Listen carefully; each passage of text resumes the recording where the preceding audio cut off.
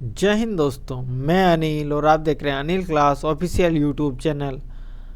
आज हमारा crash course का डे 2 है। डे 2 में लेक्चर 1, जिसमें हम क्षितिज बुक का गद्य खंड में तीसरा चैप्टर देखेंगे, लखनवी अंदाज। और इसके लेखक है यशपाल। अब लेखक का हम परिचय देख लेते हैं। सबसे पहले इनका जन्म 1903 में पंजाब के फिरोजपुर छावनी में हुआ था। प्रारंभिक शिक्षा कांगड़ा में ग्रहण करने के बाद लाहौर के नेशनल कॉलेज से बीए किए। वहाँ इनका परिचय भगत सिंह और सुखदेव से हुआ। हमारे 3 स्वतंत्रता सेनानी जो एक साथ फांसी में चढ़े थे, भगत सिंह, सुखदेव, राजगुरु, तो उनमें से 2 जन से इनका परिचय हुआ। भगत सिंह और सुखदेव से स्वाधीनता संग्राम की क्रांतिकारी धारा से जुड़ाव के कारण ये जेल भी गए। इनकी मृत्यु 1976 ईस्वी में हुई। इनके कुछ प्रमुख कार्य देख लेते हैं। इनका कहानी संग्रह है ज्ञानदान, तर्क का तूफान, पिंजरे की उड़ान, वादुलिया और फूलों का कुर्ता। इनका उपन्यास है झूठा सच, अमिता, दिव्या, पार्टी कॉमरेड, दादा कॉमरेड, मेरी तेरी, उसकी बात। अब देख लेते हैं जो ये चैप्टर है लखनवी अंदाज, उसका सार। लेखक को पास में ही कहीं जाना था। लेखक ने यह सोचकर सेकंड क्लास का टिकट लिया कि उसमें भीड़ कम होगी। जो लेखक थे उनको किसी जगह जाना था तो वो ट्रेन का सेकंड क्लास का टिकट लिए, क्योंकि उनको लगा इसमें भीड़ कम होगा। वे आराम से खिड़की से प्राकृतिक दृश्य देखते हुए किसी नए कहानी के बारे में सोच सकेंगे। पैसेंजर ट्रेन खुलने को थी। लेखक दौड़कर एक डिब्बे में चढ़े, परंतु अनुमान के विपरीत उन्हें डिब्बा खाली नहीं मिला। वो सोचे थे डिब्बा खाली होगा, परंतु डिब्बा खाली नहीं मिला। डिब्बे में पहले से ही लखनऊ की नवाबी नस्ल के एक सज्जन पालथी मारे बैठे थे। उनके सामने 2 ताजे चिकने खीरे तौलिए पर रखे थे। क्या था? तो खीरा रखा हुआ था तौली में। लेखक की अचानक चढ़ जाना उस सज्जन को अच्छा नहीं लगा। उन्होंने लेखक से मिलने में कोई दिलचस्पी नहीं दिखाई। लेखक को लगा शायद नवाब ने सेकंड क्लास का टिकट इसलिए लिया है ताकि वे अकेले यात्रा कर सके, परंतु अब उन्हें ये बिल्कुल अच्छा नहीं लग रहा था कि कोई सफ़ेद पोश उन्हें मंझले दर्जे में सफ़र करता देखे। उन्होंने शायद खीरा भी अकेले सफ़र में वक्त काटने के लिए खरीदा होगा, परंतु अब किसी सफ़ेद पोश के सामने खीरा कैसे खाए? नवाब साहब खिड़की से बाहर देख रहे थे, परंतु लगातार कनखियों से लेखक की ओर देख रहे थे।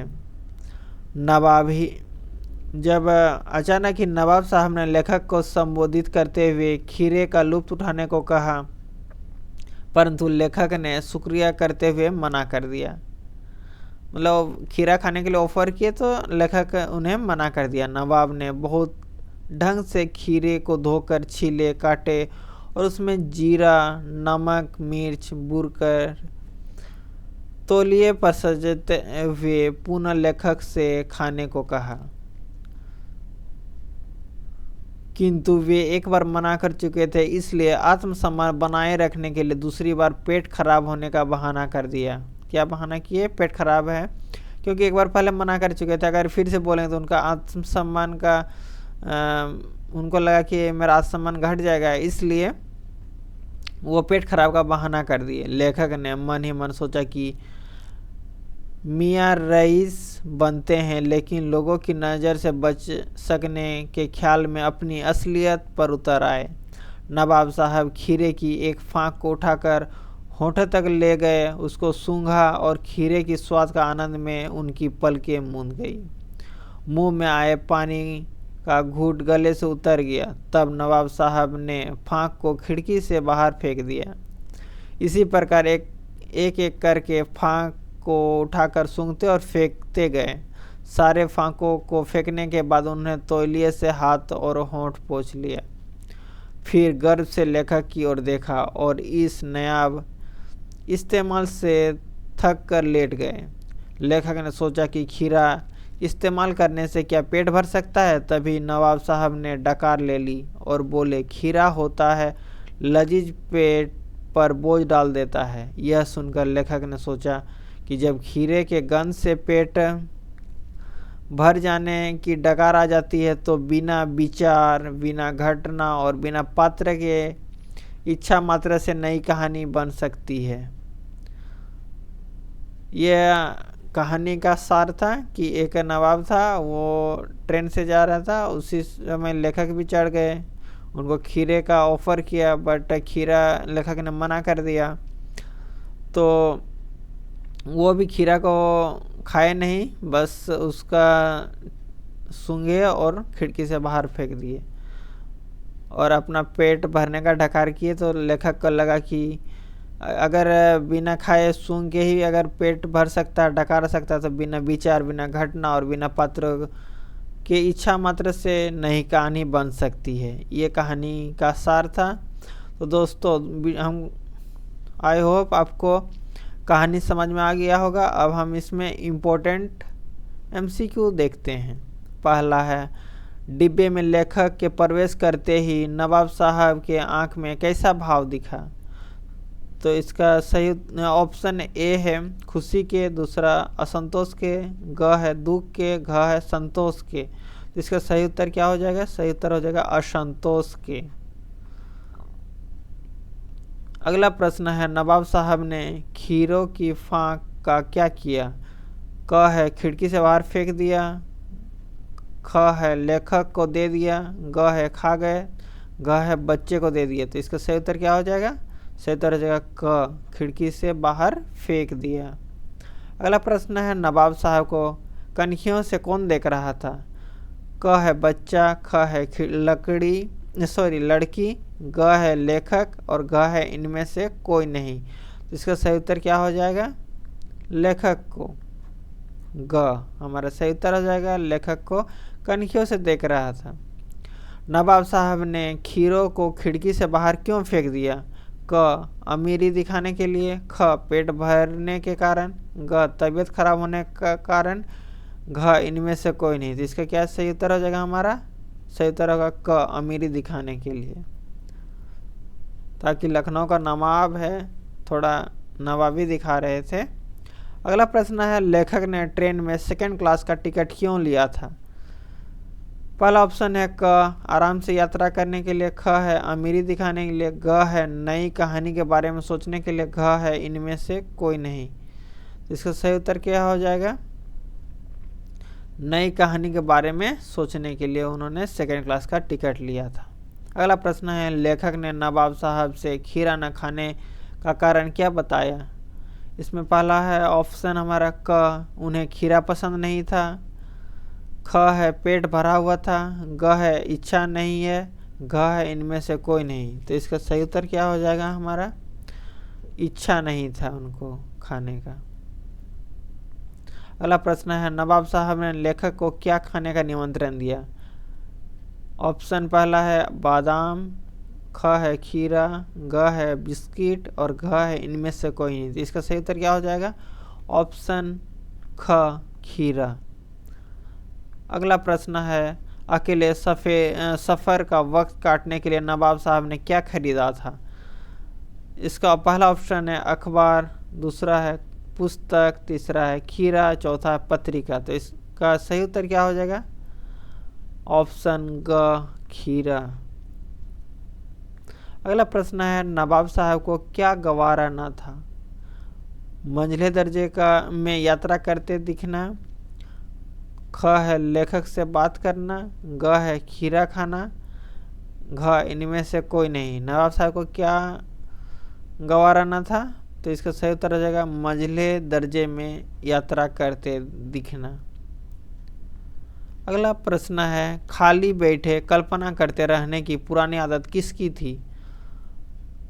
पहला ऑप्शन है नवाब साहब की, ख यात्री की, ग लेखक की, घ कवि की। तो इसका सही उत्तर हमारा क्या हो जाएगा? लेखक की, ऑप्शन ग, लेखक की। अगला प्रश्न है, वार्तालाप की शुरुआत किसने की? क लेखक ने, ख नवाब साहब ने, ग दुकानदार ने, घ इनमें से कोई नहीं। तो वहाँ दो ही जन बैठे थे, लेखक और नवाब साहब। तो इसका सही उत्तर क्या हो जाएगा? ख नवाब साहब ने। अगला प्रश्न है, लेखक खिड़कियों से किसकी ओर देख रहे थे? क है खिड़की की तरफ, ख है घर की तरफ, ग है स्टेशन की तरफ, घ है नवाब साहब की तरफ। इसका सही उत्तर क्या हो जाएगा? नवाब साहब की तरफ। अगला प्रश्न है, लखनऊ स्टेशन पर कौन खीरे के इस्तेमाल का तरीका जानते हैं? क नवाब साहब, ख लेखक, ग खीरा बेचने वाले, घ इनमें से कोई नहीं। तो इसका सही उत्तर क्या हो जाएगा हमारा? खीरा बेचने वाले। अगला प्रश्न है, नवाब साहब ने खीरे की तैयारी के बाद उसका क्या किया? क खा गए, ख खिड़की से बाहर फेंक दिया, ग नवाब साहब को दे दिया, घ इनमें से कोई नहीं। इसका सही उत्तर क्या आ जाएगा?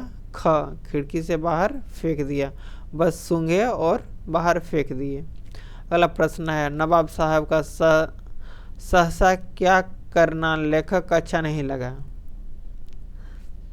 तो पहला ऑप्शन है क बात करना, ख खीरा खाना, ग भाव परिवर्तन करना, घ जेब से चाकू निकालना। तो इसका सही उत्तर क्या हो जाएगा? भाव परिवर्तन करना लेखक को पसंद नहीं आया, अच्छा नहीं लगा। अगला प्रश्न है, मुफस्सिल का क्या अर्थ होता है? ए नगर का मुख्य भाग, बी नगर का मुख्य चौराहा, सी नगर का प्रसिद्ध व्यक्ति, डी केंद्र नगर के इर्द गिर्द का स्थान। इसका सही उत्तर क्या हो जाएगा? इसका सही उत्तर होगा केंद्रस्थ नगर के इर्द गिर्द के स्थान को मुफस्सिल कहते हैं। अगला प्रश्न है, लेखक के अनुसार नवाब साहब ने सेकेंड क्लास का टिकट क्यों खरीदा? ऑप्शन ए है अकेले में यात्रा का आनंद लेने के लिए, ऑप्शन बी है पैसे की किफ़ायत करने के लिए, ऑप्शन सी है ए और बी दोनों सत्य है। तो इसका सही उत्तर क्या हो जाएगा? ऑप्शन सी ए और बी दोनों सत्य है, अर्थात अकेले यात्रा करना पसंद था उनको और पैसे की किफ़ायती के कारण। अगला प्रश्न है, खीरे को लेकर नवाब साहब के संकोच का क्या कारण था? ऑप्शन ए है नवाब को खीरा खाते देखने से कोई क्या सोचेगा, ऑप्शन बी है खीरा एक अपदार्थ वस्तु है, ऑप्शन सी है वह अपना लखनवी अंदाज बनाए रखना चाहता था, ऑप्शन डी है उपयुक्त सभी कथन सत्य है।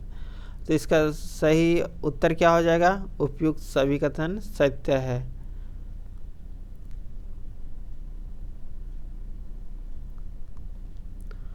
अगला प्रश्न है, खीरा फेंक देने के बाद नवाब साहब ने क्या किया? ऑप्शन ए है वे गाड़ी से उतरकर चले गए, ऑप्शन बी है वे किताब पढ़ने लगे, ऑप्शन सी है वे थक कर सो गए, ऑप्शन डी है वे दूसरे डिब्बे में जाकर बैठ गए। तो इसका सही उत्तर क्या हो जाएगा हमारा? वे थक कर सो गए। अगला प्रश्न है, नवाब को खीरे की सुगंध और स्वाद की कल्पना से संतुष्ट होने का लेखक पर क्या असर पड़ा? लेखक के ज्ञान चक्षु खुल गए, ऑप्शन बी है लेखक के सामने नवाब की पोल खुल गई, ऑप्शन सी है लेखक को नई कहानी का आइडिया मिल गया, ऑप्शन डी ए और बी दोनों सत्य है। तो इसका सही उत्तर क्या हो जाएगा?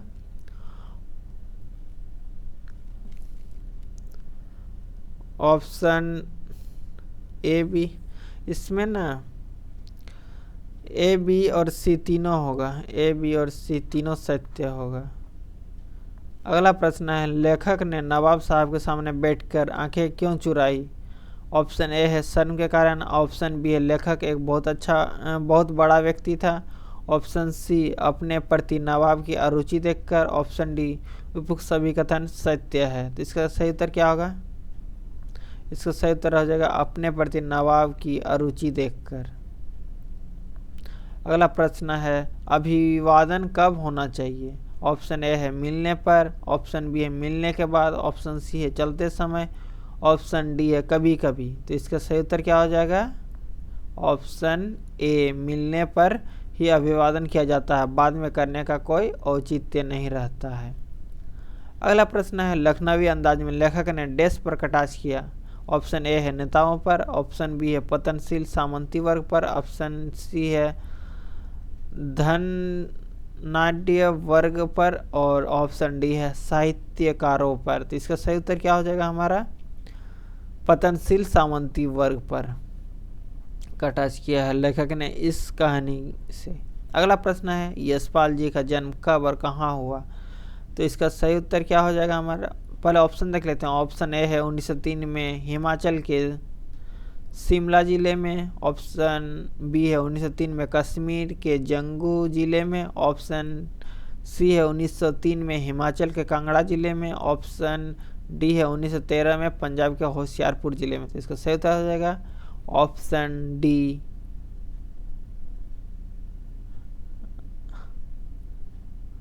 इसमें कुछ डाउट है, 1 मिनट।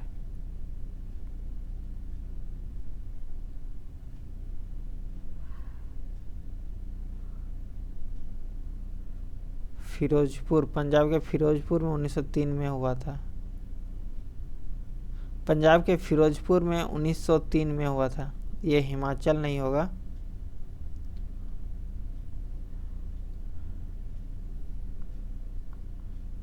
पंजाब के